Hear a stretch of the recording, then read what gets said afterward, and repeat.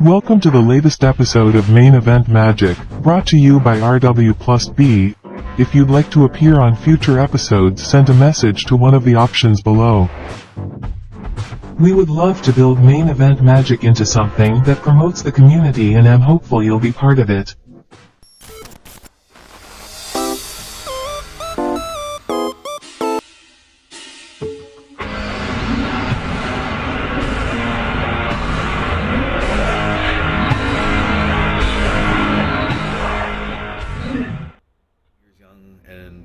I started playing in Stronghold in 1998.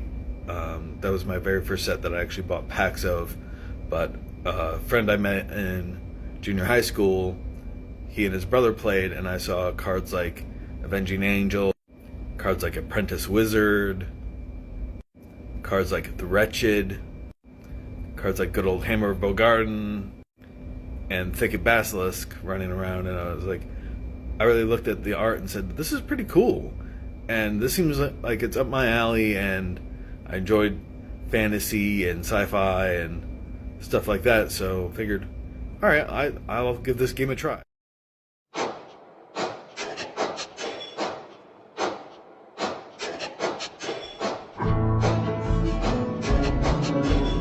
If you are not one of those, well, if you are not the one that was lucky enough to find the one of one, well, there's still this version, and there's nothing stopping you from including 4 of them into your library. This card rocks, people. Don't sleep on it. Mix it with Shieldred and have some fun.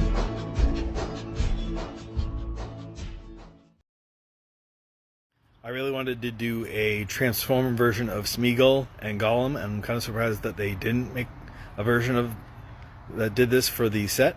So this is Smeagol Gangrel Guide for black and a green. It's a 2/2 with Skulk. He can't be blocked by creatures with greater power, and whenever he deals combat damage to an opponent, you reveal cards from the top of your library until you reveal a basic land card. You put it onto the battlefield tapped, and all other cards revealed this way on the bottom of your library in any order. If the ring tempted you 2 or more times this turn, you exile him and return him to the battlefield transformed. Good Smeagol, heroes helps lost precious.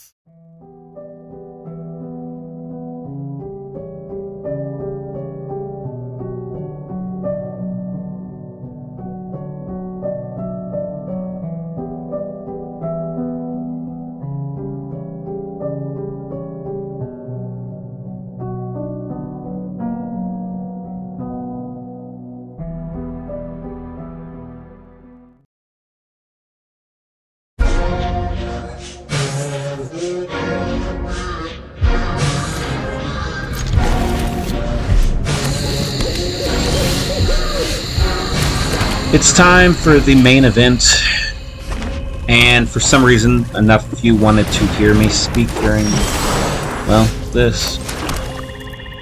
A mistake, perhaps, but let's give it a try.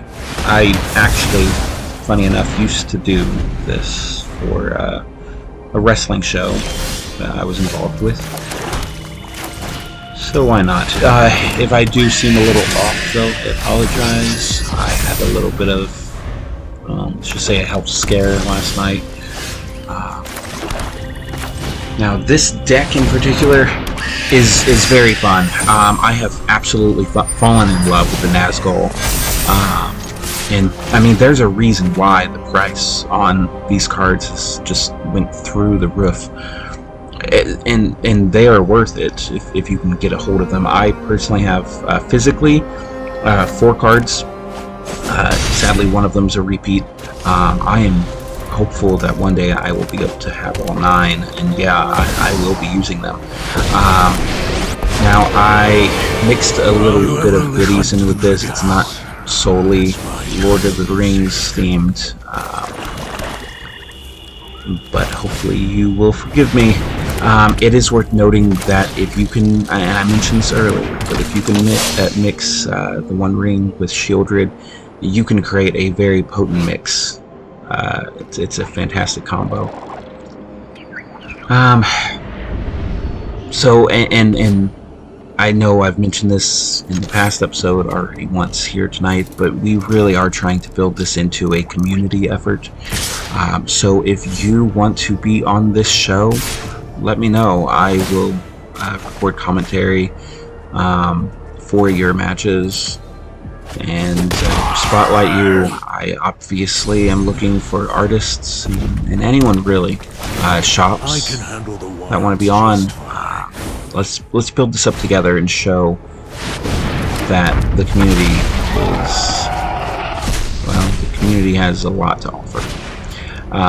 It's worth noting that Atali, I love that card. I hate playing against it. But I mean, look at the strength of these Nazgul cards as they continue to pile up more and more and more. They become unstoppable if your opponent allows it to continue. They really, really do.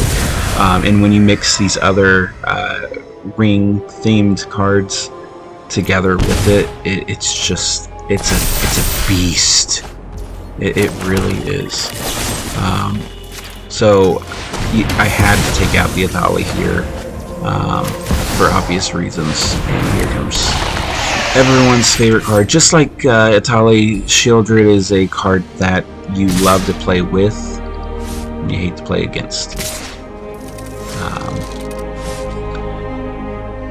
And these Planeswalkers in particular, by the way, anyone that plays often enough, you find out that you have to slaughter them fast. You can't leave them dangling there. They are a threat. And that's the purpose though, right? I mean, it keeps you off of the other player's life just a little bit. Just a little bit, and that's all it takes. And you know, another complaint I've been hearing though lately, or a complaint I've been hearing lately here, bastards back again, right?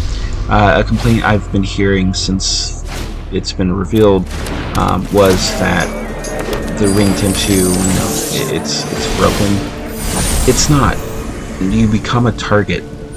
There is a downside. You become a target. And it makes sense for me. It does.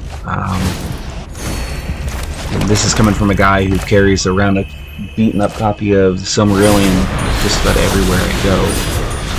When I'm on vacation, you know, blah blah blah. And there's nothing stopping you, by the way, from having 4 of the One Ring in your library. You can only have 1 out at a time, but mix those. Build up your life when you mix it with Shieldred. Fill your hand full of goodies. Have some fun. And if you absolutely don't want to, sell them and make a nice spot, because they are going for a lot right now. But that's the reason. There's value there. And I'd probably be remiss for not doing this, so go to RWplusB.page, scroll down a little bit. That's the homepage for the entire brand. Scroll down a little bit, you'll see a link for RWplusB toys. It's an eBay link. See what I have to offer. If you see something that you want to buy, purchases help keep this show going.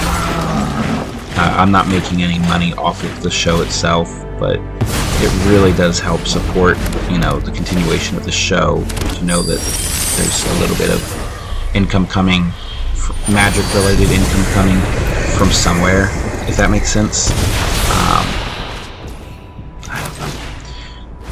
Typhoid Rats, I love these cards because they're cheap, they have Death Touch.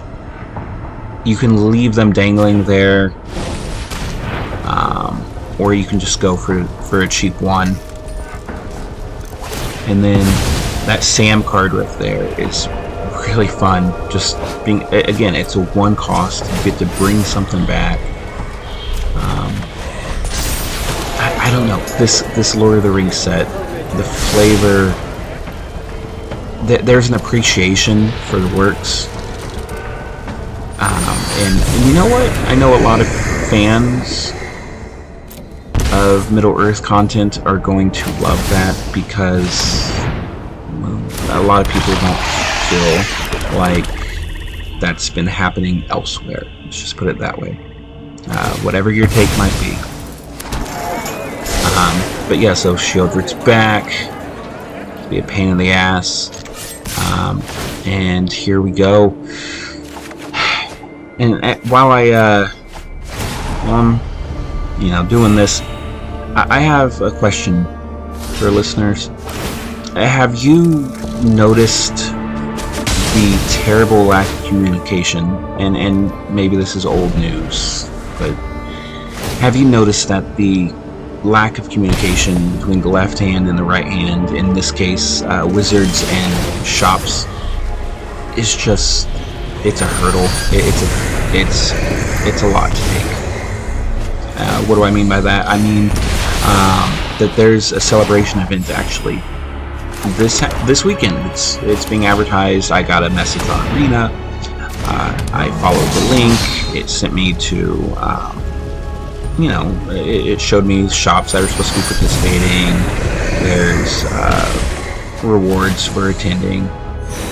It's the jumpstart, kind of theme, kind of style event, and I was interested because I want the goodies. I don't usually play physical other than with my family, kitchen style gaming. See this combo right here? I love this. But yeah, trying to find shops actually holding the event, even though they're advertised, it was difficult. Some of them didn't even know what was happening. Many of them are doing it in ways other than what's being advertised. Some are just being like, hey, you get the goodies if you sign up for a commander event. It's a problem, to me at least. But here we go. We're going death blow in just a moment here. And it's a beautiful thing. It really is. So have some fun with this set, people. Find out what you can piece together with existing cards. Add it to your own libraries and personalize it. But don't sleep on this set, whatever you do. Just don't. Thanks for watching. Come back next week. Peace.